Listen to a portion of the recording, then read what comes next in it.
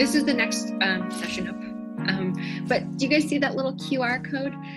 So basically how that works is you can just take your phone and act like you're taking a picture, and then take a pretend, you don't have to actually take the photo, take a pretend photo of the little QR code, and that will take you to the Campaign for Nature Global 30 by 30 petition, which is urging our world leaders to protect at the very least, 30% of our planet by 2030. So please give your name to that. Please uplift it.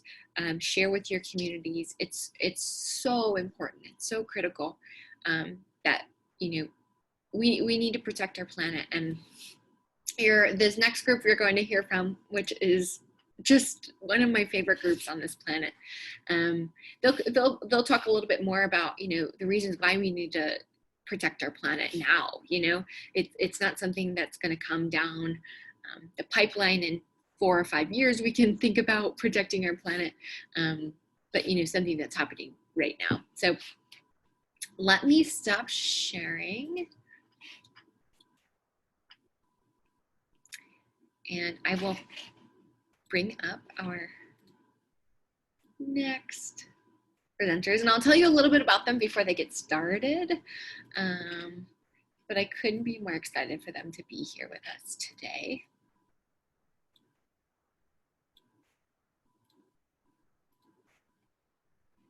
Oh, did I lose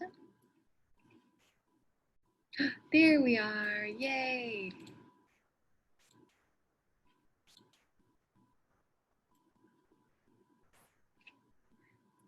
Beautiful, yay! So I'll explain a little bit about who they are before they share with us their story, their passion, their energy for making our planet a better place. So during this next amazing session, I couldn't be more excited to be exploring South Africa's unique marine protected areas with Landui and Zama, 2 staff members at the South African Association for Marine Biological Research. Both will share their Penguin Promise campaign and discuss excited and discuss how together our individual actions can help our collective ocean that we all share. But before we start, before they take over, I want to talk a little bit about the South African Association for Marine Biological Research.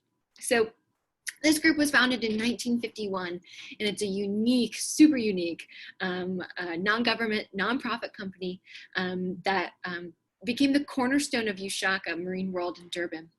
But for over 60 years, SAAMBR is the little acronym I call it. I don't know if that's the known acronym, but SAAMBR has contributed to the conservation of marine and coastal resources in the Western Indian Ocean by generating scientific information through the Oceanographic Research Institute, disseminating information and inspiring care for the oceans through Youth-A-Thon SeaWorld, which is Africa's largest world-class conservation-oriented aquarium. Yes, that's the one. Yes, it is. But also empowering people through Youth-A-Thon SeaWorld Education, the leading marine conservation education center in Africa. Thank you both so much for being here. I'll let you take it away. Thank you. That was a lovely introduction. Hey, thank you so much. Okay, we'll just share our screen.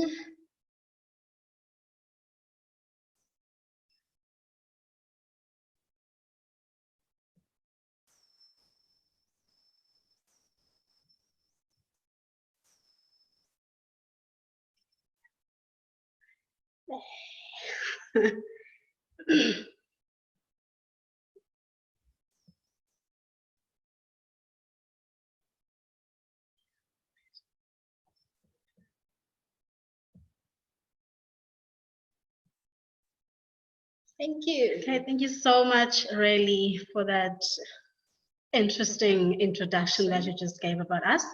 So a very good morning to each and everyone that's listening to us from South Africa. That's where we are from. My name is Zama Kosi Shandu, and I'm with Londi Weshezi on my side. And we are going to be doing a presentation for you today about the marine protected areas and also about the Penguin Promise campaign that we started here at Youth-A-Thon SeaWorld. So just before we start, I would like to honor the people that have contributed with the beautiful images that you guys will be seeing as part of this presentation. So we are going to get started. So before we start, you did touch a little bit about our organization as you've just introduced us, which we are part of SAAMBR. So being a South African Association for Marine Biological Research, under that big organization, we have three smaller, or I would say umbrella under the big one.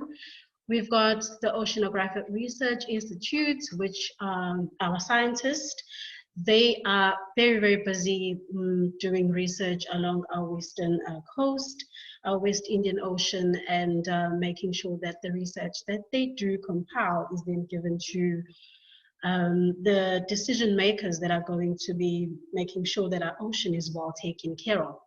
Then also we have Ushaka SeaWorld.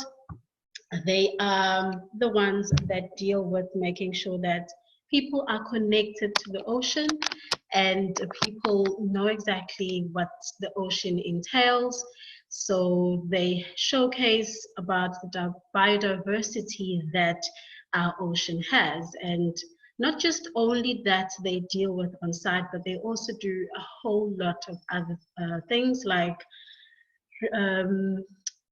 making sure that they're rehabbing, they rescue, rehab, and release a lot of animals on site. So just to name the animals that we do rescue, release, and rehabilitate, we do have seals, we've got penguins, we've got sea turtles, and also seabirds that this group does work on a daily basis on site. So also we have Ushaka SeaWorld Education Center, and that is where Londi and I are busy working from. So we are part of that education team that makes sure that a whole lot of school groups that we get coming into on site, learning about marine, they do get the information that they are looking for. And most of the time it's mostly based on the curriculum. So we do deal with universities, high school, tertiaries, a whole lot of different school groups that come in on site are willing to learn about the marine. So we also have an outreach team that goes out and just bring the ocean to those kids that are disadvantaged and they cannot come into the park to see these amazing creatures that we showcase here in our facility. So being in South Africa is quite a privilege. As we know, South Africa is quite diverse in cultures. Just to name a few, the first people that were the first one to settle in South Africa being the Khoisan, the Namas, and we know that these people were the first one to settle down here in South Africa, and that's why I would like to honor them for this and just to recognize them as well. So including or apart from that, we also have 11 official languages here in South Africa, and together we also have about 8 other recognized languages that we have. So just to name a few of the languages that we have, we've got the Zulu, Xhosas, Dibeles, we've got the China, the Indians, and there's quite a few. So and that is exactly why we are known as the Rainbow Nation, because of this diverse culture that we have here in South Africa. And then also we know that South Africa having about 2/3 of plants, endemic plants, and we are very proud of that, as well as we are the 3rd highest country when it comes to endemic marine species. And we also have about 40% of these marine species that are endemic along our Southern African coastline. So we are very proud of ourselves. So moving on to just talking about marine, protected areas protected areas in South Africa.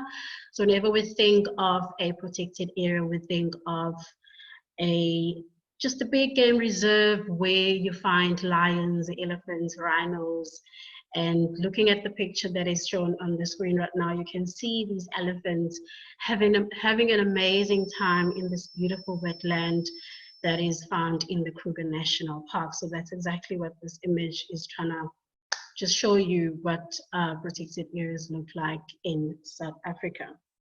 And mostly, we know that the focus has been a lot on protecting terrestrial animals, and we've always seen terrestrials as being the most important, but not knowing that the ocean also is as important to be protected as our terrestrial and national parks. So also just the reason why there was a big issue of wanting to protect the game reserves is because of the rhino poaching that we are experiencing here in South Africa. Also, we know that just also the elephant poaching, which is mainly for the ivory, and the rhino poaching, which is mainly for their horns, which is quite a sad thing because we know that these animals, we need them to survive for longer out in these nature reserves. So this map that you're seeing on the screen is just showing you the national parks that are protected. And then as you can see, it's about 7.8% that is protected along South Africa, which is all our national parks protected, which is quite a nice thing if you look at it. But we also feel that if there could be more, there's high possibilities of more areas being protected and conserving these beautiful creatures for our future generation. Okay, so moving on, just to give you a highlight of what is a marine protected area. I know when we talk about marine protected areas, it's quite a vast subject to touch on, but also a lot of people will have their own different definitions when it comes to a protected area. And we just chose to go with the one from the IUCN, and it clearly defined a geographical space recognized, dedicated, and managed through legal or other effective means to achieve the long-term conservation of nature with associated ecosystem services and cultural values. So it's quite a big one, but I mean, just as much as I will say, it is an area whereby we are preserving and making sure that the future is safe, having enough to use for our future generation. So moving along, this picture, the map that you're seeing right here is basically a map that is showing you some of the protected areas or the marine protected areas that you can see here. And also it is mainly just to show you how the communities can benefit from these marine protected areas that you're seeing on the screen. And then you can actually see that it is important for research, it is important for keeping fish safe for future, and also making sure that the ocean is home to a variety of plants and animals that have properties which we can use for in the future. So you can see that we also have school groups that will be taken to these areas, because just encouraging them and making them understand the importance of marine protected areas, and some of them will actually end up loving this and choosing it as part of their careers, wanting to protect the ocean. Okay, so why are MPAs important? Why there's a need of protecting these areas in the ocean? I mean, we feel that it is so much important to have these areas, because in these areas we know that a lot of fish can thrive easier, they can grow in bigger sizes, and also they are given a longer chance to survive in these areas. And we know that also fishermen around these areas are able to catch bigger fish, which we often refer to as a spillover, because from these areas then these fish are spilling over to the sections where the fishermen are catching their fish. So that is why we feel that it is important to have marine protected areas, or why the marine protected areas are there.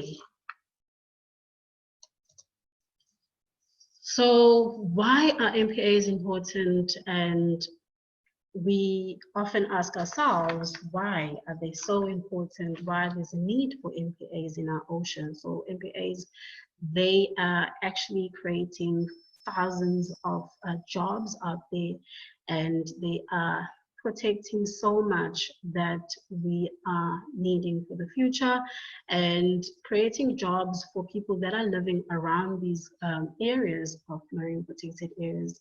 And also we know that these areas also have to be managed too, so they are managed by conservation staff like rangers and educators, and they are also employing dive instructors, they are employing people like fishing charters, and these people are actually helping a lot in maintaining and making sure that these areas are kept safe. So people also depend a lot on ecotourism. So around these areas, we know that people will get a chance to sell things as well for people that are visiting, wanting to see these beautiful areas, which we know that MPAs will be visited quite a lot by a lot of people, because they are showcasing a whole lot of creatures which you will not see out of an MPA.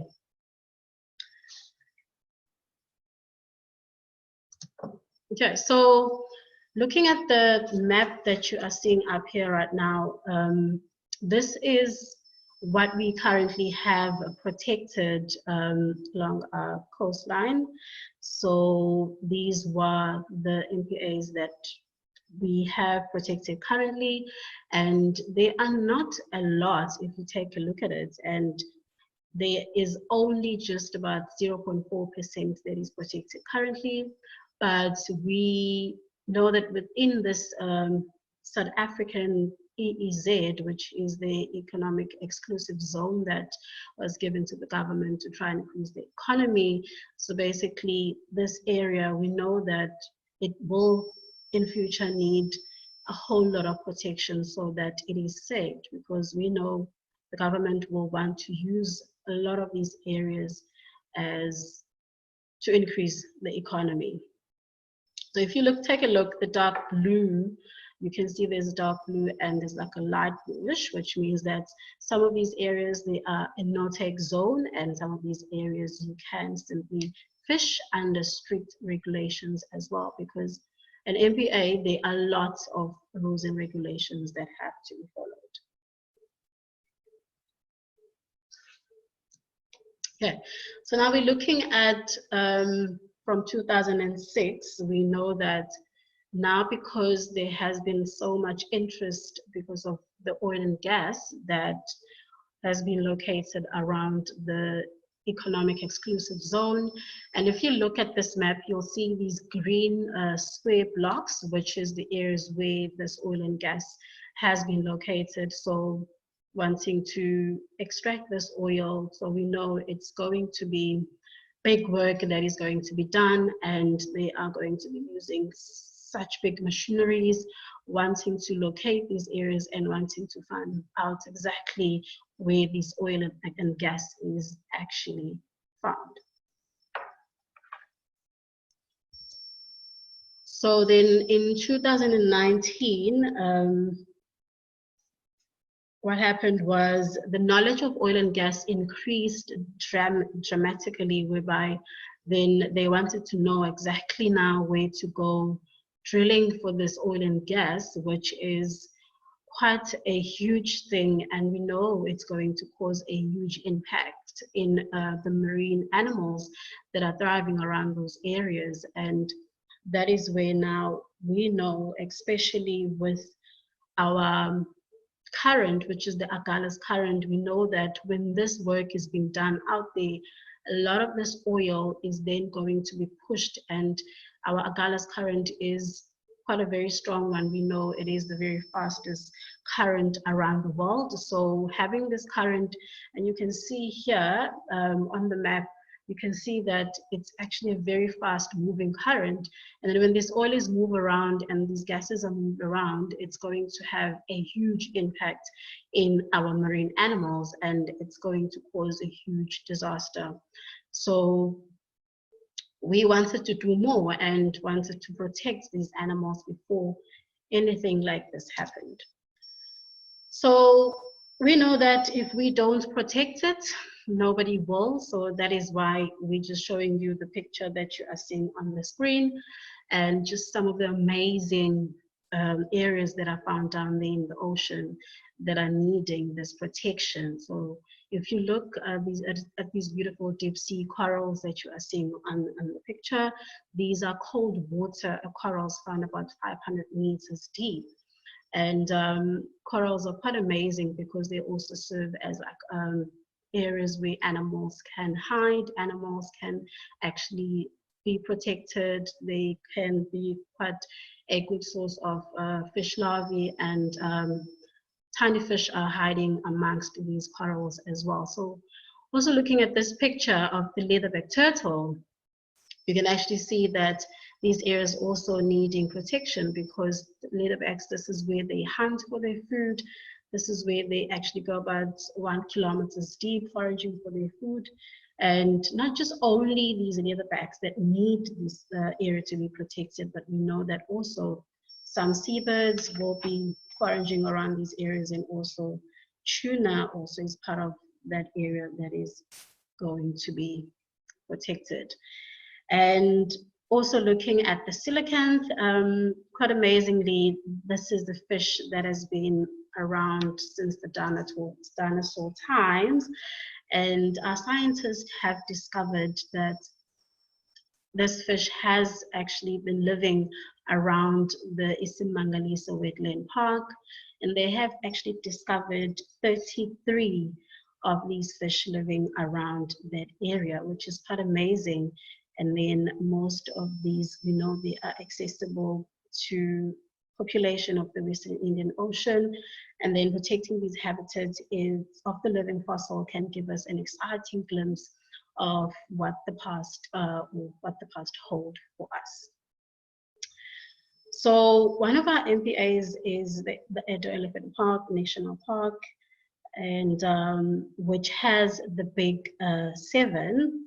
So I don't know if, before I move on to the next slide, if you guys know what the Big 7 is, or maybe rather what the Big 5 is, which might be an easy one.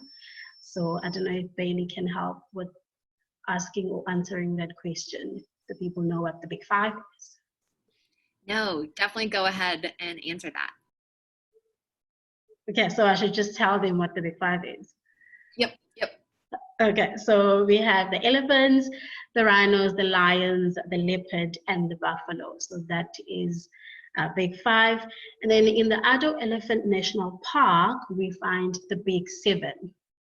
And then the Big 7 is our Big 5, including the great white sharks and the whales. Yeah. Thank you so much.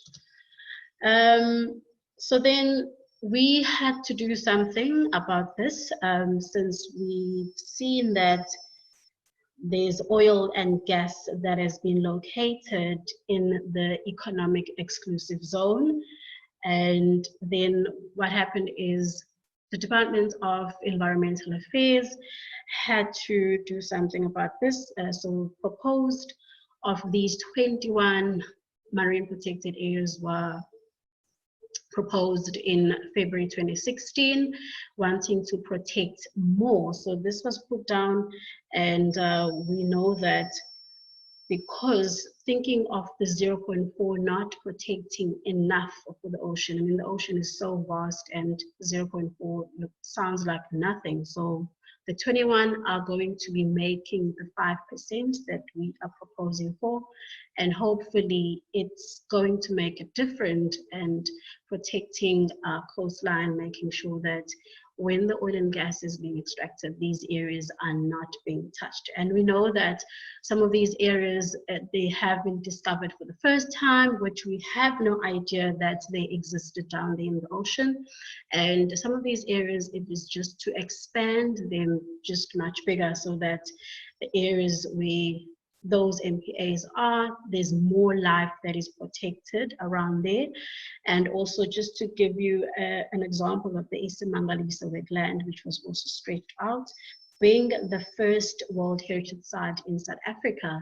And if you look on the map, SAAMBR is going to be up there where 21 is. It's highlighted in light pink, and that's where SAAMBR is located. And it's going to be expanded just to protect more out there. So maybe you're asking yourself, what do they look at in order to declare an area as a marine protected area? So they look at how much life is thriving out there. They look at the animals. The animals are going to be, some of the fish stock living in that area should recover. And also we know that there might be species that are endangered around those areas, and species that are spawning around those areas as well. So those are some of the things that are looked at in order to declare an area as a marine protected area. Okay, so a lot had to be done after these 21 areas were proposed. Then after that, meetings had to be held, and these meetings were just to campaign and get more people involved in these proposed MPAs. And we had to involve stakeholders, we had to involve fishermen, and we also had to involve communities that are living around those areas. And quite interesting, and it was quite nice to actually see our own scientists being involved in these meetings as well, and in these campaign meetings, making sure that they also give their view about why these areas needed protection, because they are the ones that go out there and do research, and they get to explore these areas and see how they will be threatened when these oil and gas are actually going into place. So involving communities is one of the biggest things that actually came up, because communities have been living around these areas for quite a long time, and we know that they might not understand why these areas all of a sudden now needed protection.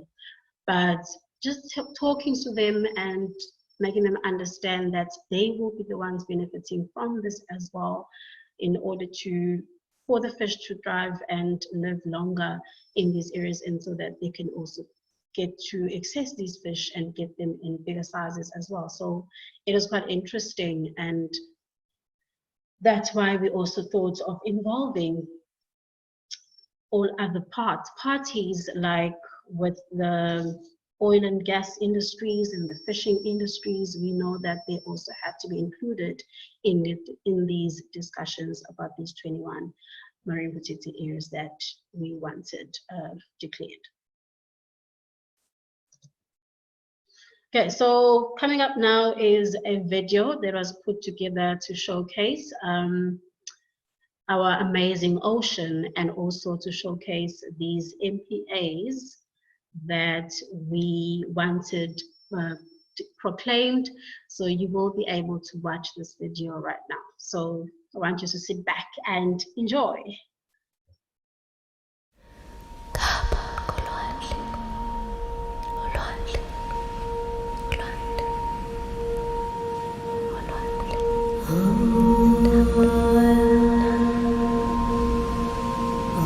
Mzansi, where Africa meets three oceans, the Southern, the Indian, and the Atlantic. Home to Hurikwaho, the mountain in the sea. Esikaleni, the place of thunder. Mzansi, alive with possibility.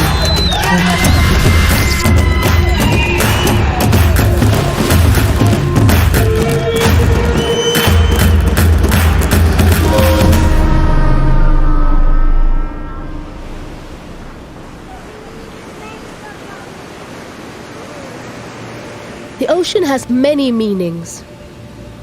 But what does it mean to you?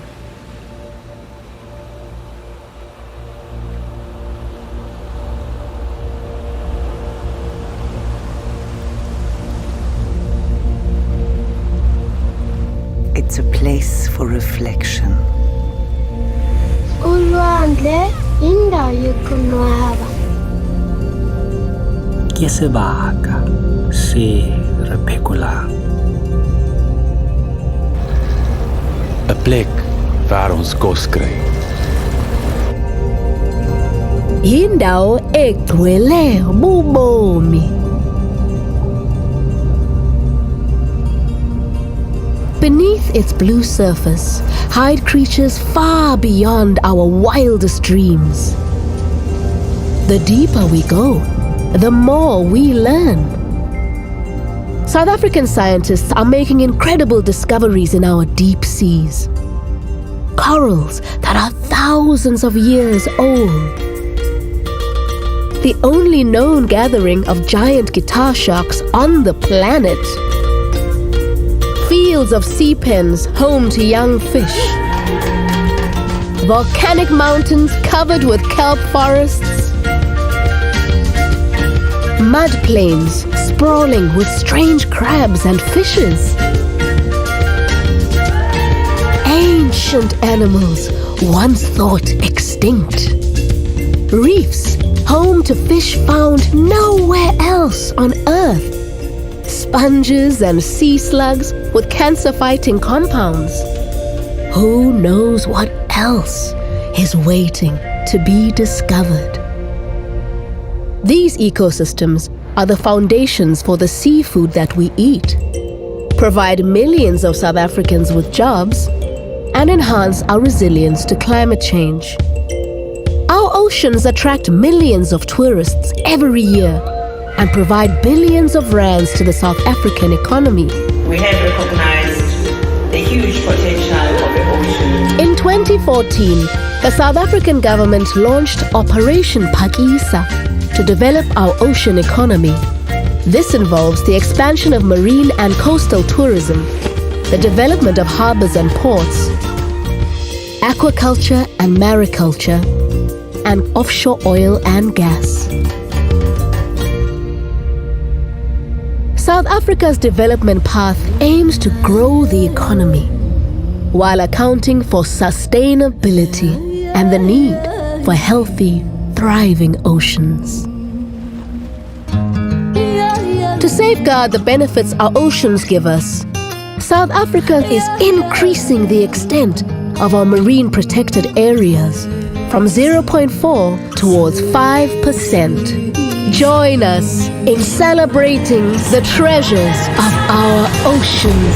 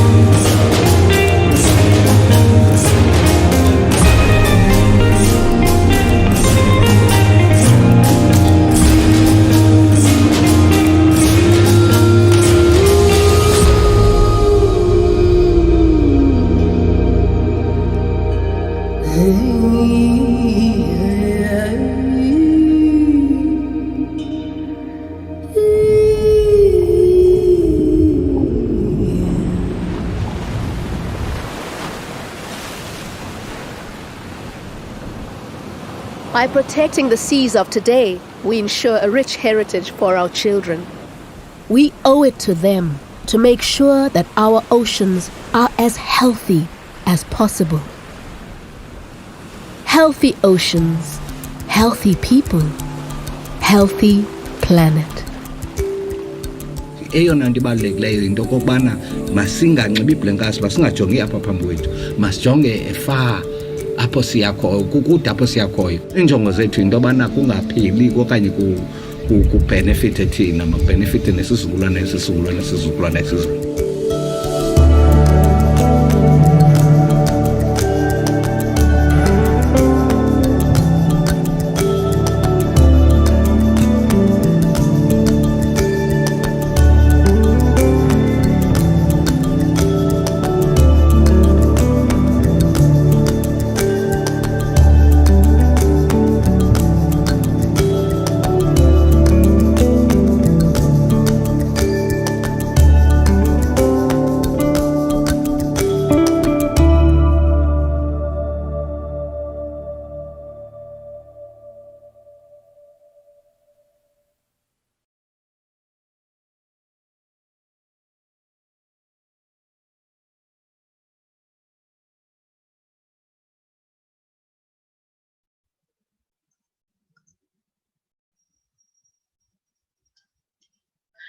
Okay, so that was the video, very interesting and very enlightening as to how important our oceans are, together with making sure that these areas are taken care of and safeguarding our fish for our future usage. So the screen showing you now is just an award that was awarded to this video, to the people that have put it together, just to show the appreciation for the hard work. So this is the prestigious award for this video. Thank you. So I'm going to hand over to Londi without wasting time so that she can tell us a little bit about our Penguin Promise campaign that we have here in our facility. Hey, hello everyone again. As Zama has already introduced me, I'm Londi. So without wasting much time, I will briefly touch on what we have done in our aquarium in support of the marine protected areas, and then I will share with you about the other campaign that we run on site. So here in our aquarium, it's to support the marine protected areas. What we actually did, we had a display in our aquarium at Ushaka SeaWorld, and this display had beautiful images of the marine protected areas, of the proposed marine protected areas, and they were showcasing the beauty, the uniqueness of the MPAs, as well as their values. And the creative visuals that we had on the display were enhanced by our passionate educators engaging with our public members. So what we actually aimed to gain through this display was to win our audience hearts in supporting of the marine protected areas, because most people that visited our park were not aware of what MPAs were. So by them visiting this kind of display, we were able to share what exactly we're trying to do. And then they actually supported us after hearing that we want to protect 5% of our ocean, and they were actually so excited, and they even encourage us to aim for more percent rather than the 5% that we're aiming for, because they could see the importance of the marine protected areas. And that shows that the public support actually gave us so encouraging to us, and it was incredible support as well for having our South African public on our side as well. So 23rd of May 2019 was the day where we were waiting for, and on this day when we had the news, the excitement in our organization was uncontained, because South Africa finally managed to protect 5% of ocean protection. And then that was through to the 20 marine protected areas that were proclaimed. So we were very excited about that 5% that we actually got. And then you can see as well on the screen at the moment, the marine protected areas were selected in a way to represent a variety of marine ecosystems. And this proclamation actually shows that 87% of our marine ecozones were now represented in our protected areas. And then the network actually helped to protect both Southeast Atlantic and Southwest Indian Ocean, and as well a unique South African contribution to the global ocean protection. And then we actually have found out through this process that some areas along our South African coast were never even protected before. So some of the areas, it was their first time actually being protected. So it is areas like the Namakwa on the west coast, South Africa seamouth in both oceans, muddy ecosystem on the west, south and east coast, as well as the protection of the marine environments around the Robben Island. So what's the way forward to this? You can see that on the map that is showing on the screen, we have some videos. If you click on them, later on, not on this presentation though, later on, you'll be able to get more information, and you can see that it is color coded. So this kind of tool help the anglers or the fishermen to actually get to know the MPAs better by knowing which area they can fish from and which areas they cannot fish from. And then this has actually enhanced the development of the South African fishermen app for them to actually learn more about tag and release, and as well on how to look after these MPAs. So by these MPAs being proclaimed, we were so very excited by that. And then we do not actually want the MPA to be on just a piece of paper, but then we wanted the MPAs to be successful as well and to do their job of protecting our oceans.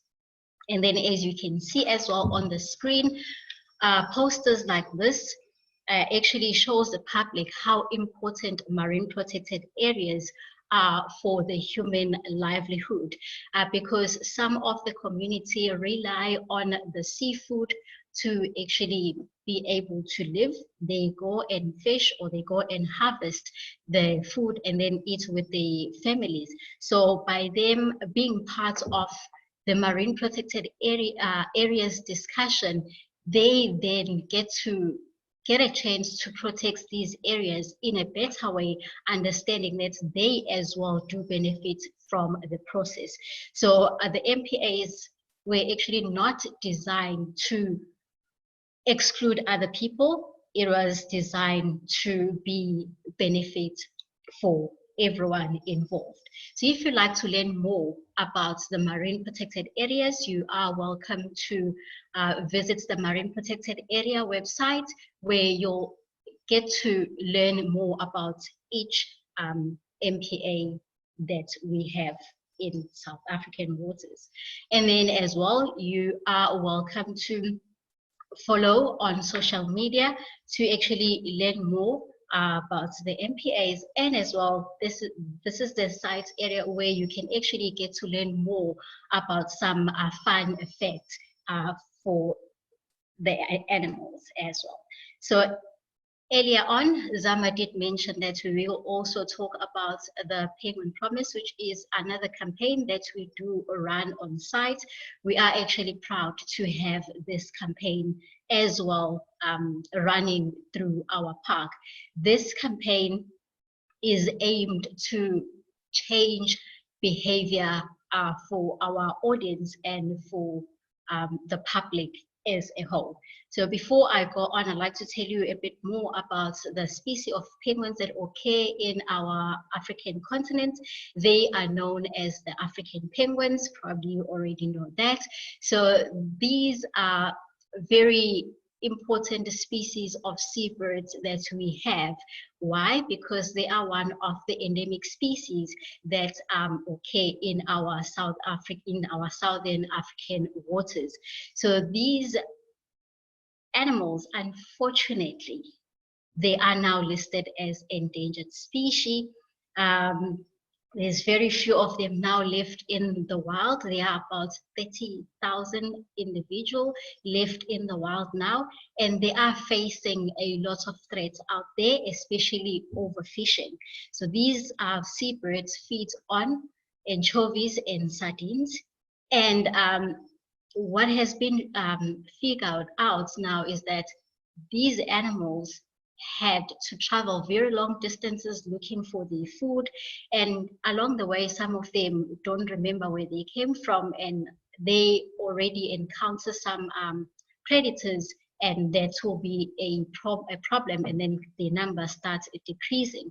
So having campaigns like Penguin Promise, this is a campaign that's actually helped us as well as the public to look after these species, because they are indicator species as well.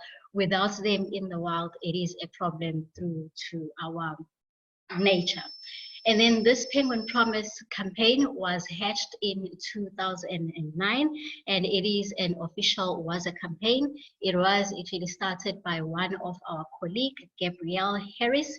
And this campaign, as I've said earlier on, is a behavior change campaign whereby we encourage people to look after the environment in return to helping us look after these animals as well. So how we actually go about doing that, we have Penguin Promise cards on site where we encourage our visitors to actually write their promise on and then post it into our post box.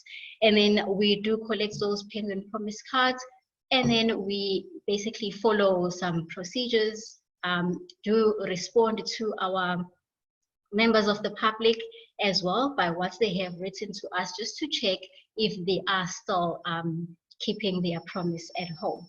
So what we have actually find out, or what we have learned on the exercise, is that people were not only making the promise just for the sake of making promise, some of them were even thinking of their children at home or children as a whole, because that if we don't look after the environment, then our future generation won't have anything to look after up to as well. So we have learned that through having animal connection, people do relate very well with animals as their source of identity. And then as well, we have actually, what we have been working is that we hope that by sharing our personal promises with our public members as well, they do relate as well to making their own promises, and then they do keep their promises running forever.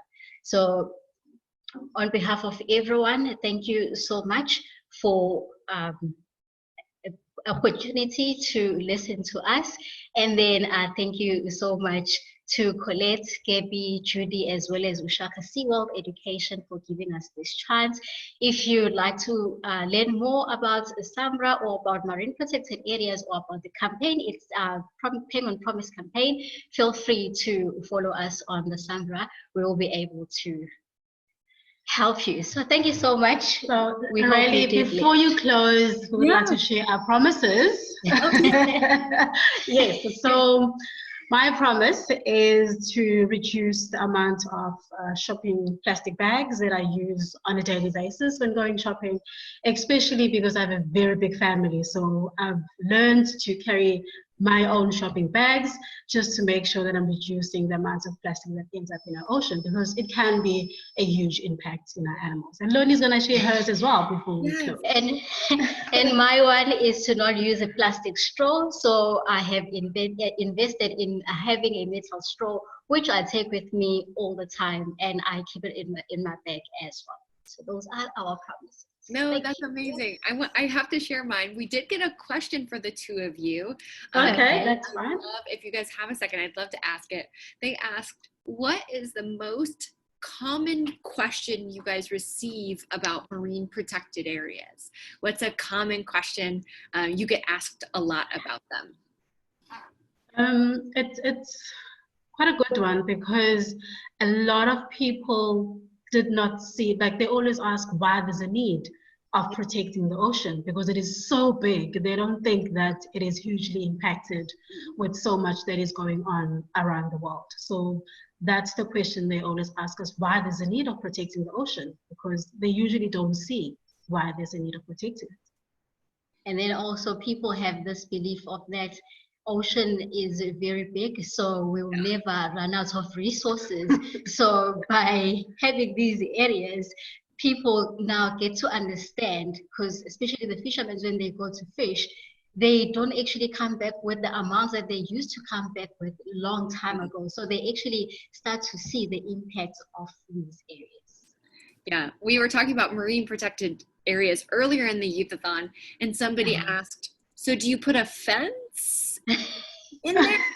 Or so basically there's lots of rules and regulations that have to be followed around an MPA. So firstly, there's rangers that have to guard those areas and look after those areas if people are being accessing them in a manner that they should access them. And to fishermen, there's always rules of catching a certain amount of fish, catching a fish at a certain size. So it is mainly just to make sure that people know exactly what to do when they go to an MPA. Yeah. Oh, we're getting some penguin promises in our chat too. So Emer, oh, that's interesting.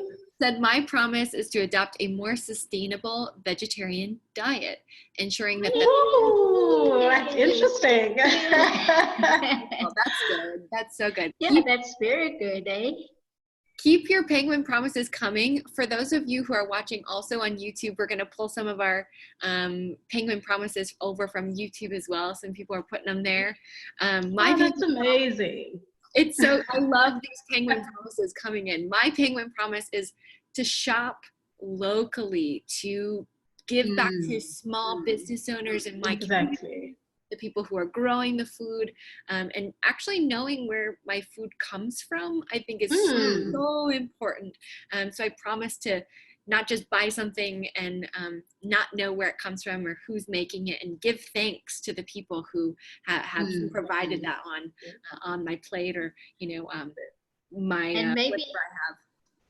And maybe as well, they would like to be part of the Penguin Promise campaign that they can share with their communities, so they can do that as well. If they need more information, then they can go to the SAAMBR website, and then we'll be able to guide them. Oh, that's awesome. Yeah, and for anyone who's watching, these will be compiled and recorded into fun videos after Youth-A-Thon is over, but like they said, share your penguin promises long after this is over. It's always, I loved that, more love. We want your love. That's what exactly, not your money, just to love us and keep us safe. I can't thank you enough. Thank you. I feel like I now am going out into the world so much better informed about marine protected areas, but not even just what they are, but why we need them. You guys, exactly. A sense, you gave me a little piece of your community and why it's so important to protect it and protect all of our communities. This is our home. This is our shared. Exactly. If we don't take care of it, who's going to take care of it? Exactly. And it doesn't matter where you live, your impact does affect the ocean as well. Yes. No, 100%. Whether you believe it or not, if you're watching and perhaps you're not in South Africa, what you're doing, I promise, will impact that community and communities around the globe. So take care of that and know that we're a part of a global community. This is our shared water planet, and please do what you can. Also give them a follow, check out their work. They have amazing things happening. This is just one taste of it. So check out their websites. Thank you both so much. Thanks to everyone in South Africa right now. You guys are doing such crazy, amazing, great work. Thank you so much, really. Thank you so much for making a slot for us. This was quite an amazing one. Thank you. Yeah.